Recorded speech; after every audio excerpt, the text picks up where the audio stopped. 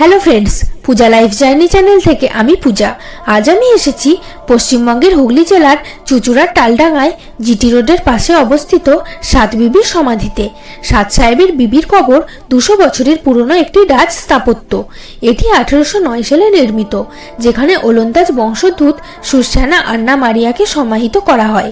লোককথা, স্থানীয় জনশ্রুতি অনুযায়ী সুসানা 7 জন ইউরোপীয় সাহেবকে বিবাহ ও খুন করেছিলেন বলে মনে করা হতো, তাই একে সাত সাহেবের বিবির কবর বা মেম সাহেবের কবর বলা হয়।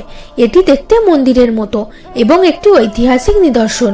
ঐতিহাসিকদের মতে এই জনশ্রুতির কোনো শক্ত ভিত্তি নেই। সুসানা আন্না মারিয়া আসলে একজন অভিজাত ওলন্দাজ নারী ছিলেন।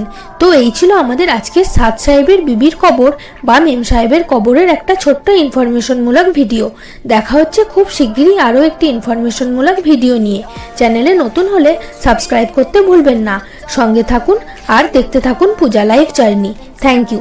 ভালো থাকবেন, সুস্থ থাকবেন।